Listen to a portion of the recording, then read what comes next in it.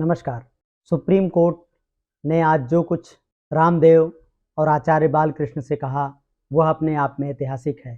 Supreme court ने दोनों की माफ़ी अस्वीकार कर दी है। यह मामला पतंजलि की भ्रामक विज्ञापन नीति से जुड़ा हुआ है, उनके भ्रामक विज्ञापनों से जुड़ा हुआ है। यह विज्ञापन कोरोना के समय दिए गए थे, जब कोरोना की विभीषिका एकदम चरम पर थी। आपने कुछ अपने लोगों को खोया होगा, अपने लोगों से जुड़े लोगों को खोया होगा। लाशों के ढेर लगे हुए थे, लोग पेड़ के पत्तों की तरह गिर रहे थे। ठीक उस वक्त पतंजलि एक ऐसी दवा लेकर आया था जिससे कोरोना के 100% ठीक होने का दावा किया गया था। सुप्रीम कोर्ट ने कहा है कि पतंजलि की माफ़ी स्वीकार नहीं की जा सकती, क्योंकि जो उन्होंने हलफनामा दिया है उस हलफनामे में सुप्रीम कोर्ट के आदेशों की अवज्ञा है, उसमें पाखंड है और उसमें झूठी गवाही है। सुप्रीम कोर्ट ने यह महत्वपूर्ण बातें कही हैं और इन सभी को आपको विस्तार से जानना चाहिए।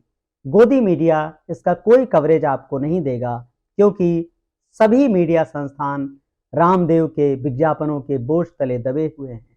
हमने दिन भर अलग अलग वेबसाइट्स को देखा, अलग अलग चैनलों को देखा और पाया कि कोई भी सच्चाई नहीं बता रहा है। कुछ यूट्यूब चैनल ही आप तक इस मामले की पूरी तस्वीर लेकर आएंगे, इसलिए इस वीडियो को ध्यान से देखिएगा, आखिरी तक देखिएगा।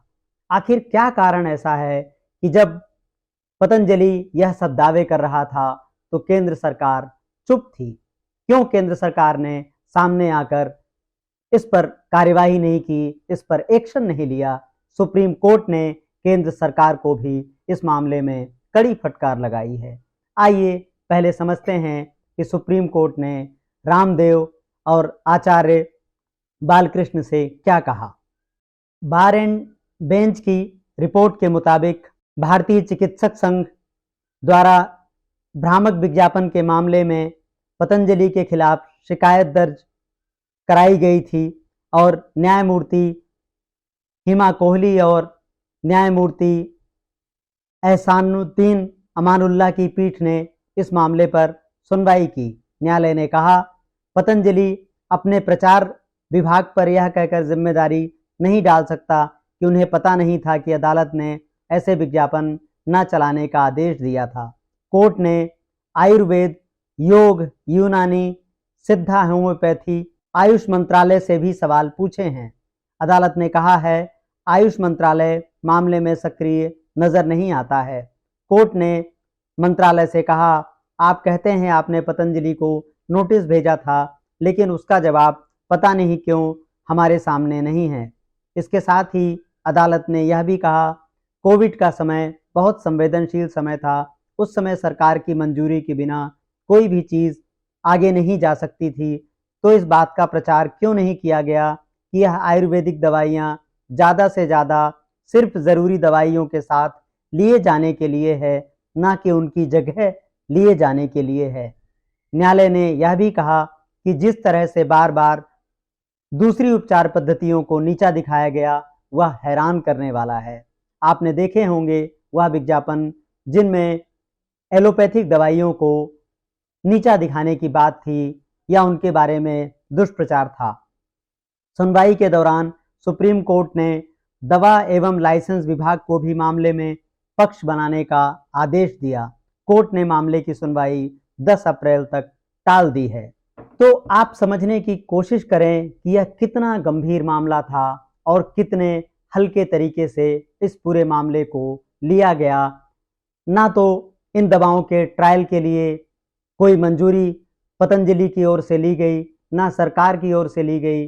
खुद अपनी बनाई लैब में पतंजलि एक दवा बनाती है और उस दवा को किसी भी मान्यता प्राप्त क्लिनिकल ट्रायल की प्रक्रिया से नहीं गुजारा जाता है और सीधे बाजार में झोंक दिया जाता है। अब आप देखें कि केंद्र की जिम्मेदारी क्या आती है। केंद्र की जिम्मेदारी इतनी महामारी के दौर में सबसे बड़ी लापरवाही के रूप में सामने आती है कि केंद्र ने पतंजलि जैसी बड़ी कंपनी की दवा की लॉन्चिंग पर, उनके विज्ञापनों पर कोई सवाल नहीं उठाए। लेकिन आगे बढ़ने से पहले एक ज़रूरी बात, क्या आपको याद है कोरोनिल की लॉन्चिंग कैसे हुई थी? इस बात को गोदी मीडिया नहीं दिखाएगा, कोई आपके सामने नहीं लाएगा, क्योंकि सभी गोदी मीडिया कंपनियों को रामदेव इतना विज्ञापन देते हैं कि किसी मीडिया कंपनी में यह हिम्मत नहीं है। आपने देखा होगा भारत की लगभग सभी सभी प्रमुख टेलीविजन कंपनियां, अखबारों में उनके विज्ञापन छपते हैं। यह विज्ञापन इसलिए भी छपते हैं ताकि कंपनी की विसंगतियों को उजागर ना किया जा सके, जैसा हमने कोरोना के मामले में देखा कि किसी मीडिया कंपनी ने सवाल नहीं किए। आप जाकर देखिएगा, यूट्यूब पर ढेरों आपको इसके वीडियोस मिलेंगे जब पतंजलि की दवा की लॉन्चिंग डॉक्टर हर्षवर्धन और केंद्रीय मंत्री नितिन गडकरी कर रहे हैं। इनमें डॉक्टर हर्षवर्धन इसलिए अधिक महत्वपूर्ण हो जाते हैं क्योंकि वह पेशे से डॉक्टर हैं। इस समय डॉक्टर हर्षवर्धन ने टिकट न मिलने की अटकलों के बीच राजनीति से संन्यास ले लिया है और कहा है कि वह मरीजों की सेवा कर रहे हैं, वह पेशे से डॉक्टर हैं। एक डॉक्टर एक ऐसी दवा की लॉन्चिंग में शामिल था जिसने किसी क्लिनिकल ट्रायल से मंजूरी नहीं ली। उन दवाओं से लाखों करोड़ों लोग प्रभावित हुए होंगे और उन दवाओं के विश्वास में फंसकर संभव है बहुत सारे लोगों ने अपना जीवन भी गंवा दिया हो। हम जानते हैं देश के कोने कोने में उस समय कैसा माहौल था। बड़े बड़े अस्पतालों के आगे लाइनें लगी हुई थी और अस्पतालों में अपनी बारी का इंतजार करते हुए लोग मर रहे थे। कोरोना की उस विभीषिका में जब यह दवा लॉन्च होती है तो कुछ ही समय बाद इसकी उपलब्धता बंद हो जाती है एक प्रकार से, क्योंकि डिमांड इतनी ज़्यादा है। जहां भी यह दवा जाती है लोग टूट पड़ते हैं। तो आखिर कितने ऐसे लोग इन दवाओं के भरोसे अपना जीवन गंवा बैठे होंगे, इसका कोई डेटा, इसका कोई आंकड़ा मिलना आसान नहीं है, क्योंकि कोरोना की मौत पर सरकार के आंकड़े हमेशा से संदिग्ध पाए गए हैं। विभिन्न अखबारों ने उस समय रिपोर्ट करके बताया कि कैसे सरकार ने उसकी कोरोना की मौत के आंकड़ों की अंडर रिपोर्टिंग की है, उनके आंकड़ों को ठीक तरीके से सामने नहीं लाया गया। ऐसा सब क्यों हुआ? यह एक लंबी प्रक्रिया का हिस्सा है और लंबी जांच का हिस्सा है, लेकिन इन दोनों में सीधा सीधा रिश्ता दिखता है।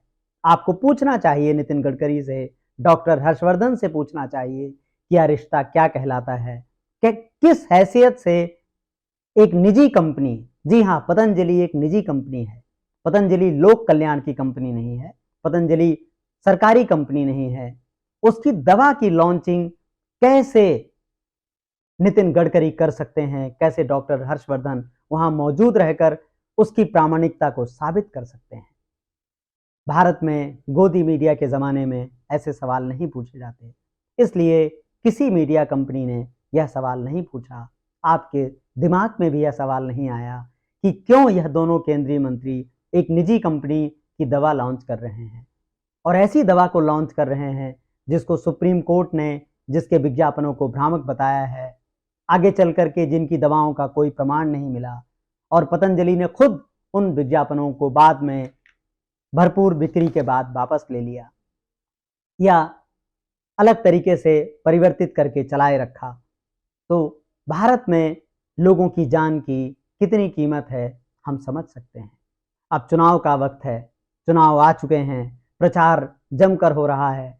नितिन गडकरी कहते हैं कि वह किसी को एक कप चाय तक नहीं पिलाते और हमेशा आराम से चुनाव जीतते हैं, उनका काम ऐसा है। आपको नितिन गडकरी से पूछना चाहिए कि आखिर उन्होंने यह काम क्यों किया था, लाखों करोड़ों भारतीयों का जीवन दांव पर क्यों लगाया गया था? क्या उन्होंने कभी इस बारे में कोई सफाई दी है? अगर उन्होंने कोई सफाई दी है तो उसे सामने लाना चाहिए और आपको जहां भी नितिन गडकरी मिलें उनसे यह सवाल पूछना चाहिए। यह वक्त सवाल पूछने का है, नागरिकों की चुप्पी टूटनी चाहिए। सेहत कितना बड़ा मुद्दा है, लेकिन भारत में चुनाव के वक्त कोई सेहत की बात नहीं करता। सुप्रीम कोर्ट सबको सजा नहीं दे सकता। पतंजलि को कितनी सजा सुप्रीम कोर्ट देगा कानूनों के तहत? नितिन गडकरी को, डॉक्टर हर्षवर्धन को, केंद्र सरकार को मामूली फटकारों के बाद छोड़ा जा सकता है। अब फैसला जनता को करना है। अब जनता की बारी है, उसे पूछना चाहिए कि उसके जीवन के साथ जो यह खिलवाड़ हो रहा था उसके लिए कौन जिम्मेदार है। लोकतंत्र, नागरिक और संविधान से जुड़े विषयों पर हमारी वीडियोस देखें और इन वीडियोस को जन सामान्य तक पहुंचाने में, जनता तक पहुंचाने में हमारा सहयोग करें। अगर संभव हो तो हमें ज्वाइन करें और हमारी आर्थिक मदद करें।